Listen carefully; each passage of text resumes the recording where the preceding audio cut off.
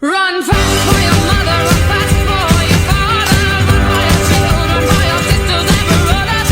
Leave all your love.